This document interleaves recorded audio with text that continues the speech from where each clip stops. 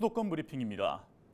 학급당 학생 수가 28명이 넘는 과밀 학급이 경기도가 전국에서 가장 많은 것으로 나타났습니다. 경기도 교육청에 따르면 경기도의 과밀 학급은 57,125개 학급 가운데 16,153개 학급으로 28.3%로 집계됐습니다.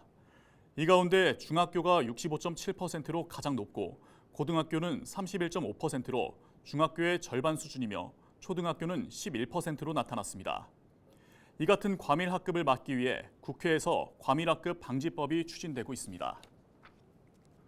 경기도가 1억 원 이상 고액 상습 체납자 229명을 포함해 총 2,900여 명의 체납자 명단을 누리집에 공개했습니다. 경기도는 1,000만 원 이상의 세금을 내지 않은 체납자 2,953명의 명단을 경기도 누리집과 지방세 납부 사이트인 위택스에 공개했다고 15일 밝혔습니다. 공개된 지방세 고액 상습 체납자는 개인 1,700여 명, 법인 840곳으로 체납액은 개인 707억 원, 법인 404억 원 등 1,100억 원입니다. 지방세 개인 체납액 1위는 의정부에 사는 유모 씨로 지방소득세 등 9억 원을 내지 않았으며 지방행정제재 부과금 개인 체납액 1위는 시흥시에 거주하는 장모 씨로 개발제한구역의 지정 및 관리에 관한 특별조치법에 따른 이행강제금 15억 원을 납부하지 않았습니다. 인천시가 오는 2025년 준공을 목표로 통합보훈회관 건립사업을 추진합니다.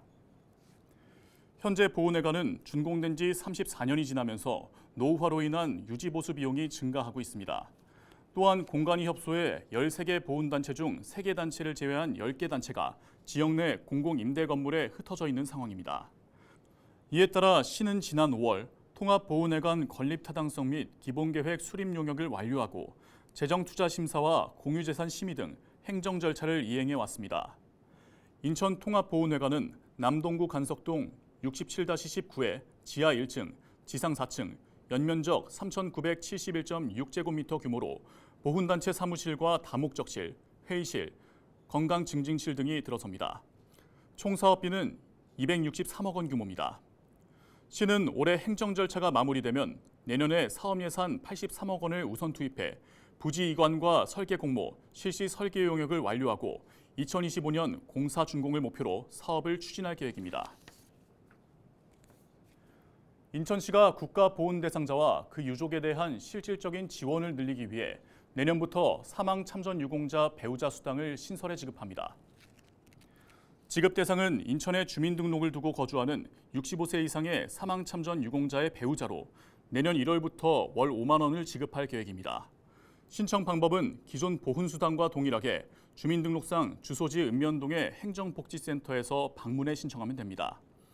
한편 시는 지난 10월 참전 유공자의 유족도 법적으로 수권이 승계될 수 있도록 국가보훈부에 법률 개정을 건의하는 등 국가보훈 대상자들을 차별 없이 예우하기 위해 다양한 방안을 강구하고 있습니다.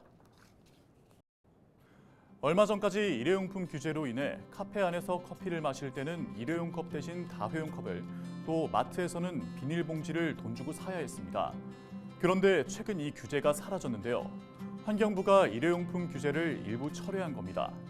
종이컵은 아예 규제에서 제외됐고 또 플라스틱 빨대와 비닐봉지는 단속하지 않겠다고 한 겁니다. 환경부는 업주의 부담을 줄이기 위한 결정이라고 밝혔는데요. 일회용품 규제 완화를 반기는 사람도 있지만 이 결정이 탄소 감축 흐름과 역행한다는 지적도 나오고 있습니다. 게다가 일회용품 규제가 2017년 이후 5번이나 바뀌고 있는 만큼 혼란스럽다는 입장도 나오고 있는데요. 자영업자들은 바뀐 규제를 숙지하는 데 여념이 없고 또 언제 바뀔지 모르는 규제 속에 하루아침에 직원을 전부 해고시킨 종이 빨대 회사도 있는 만큼 확실한 규제가 정해져야겠죠. 계속해서 문제시 되어가고 있는 환경 문제. 우리와 다음 세대를 위해서라도 하루빨리 올바른 대책이 세워져야겠습니다.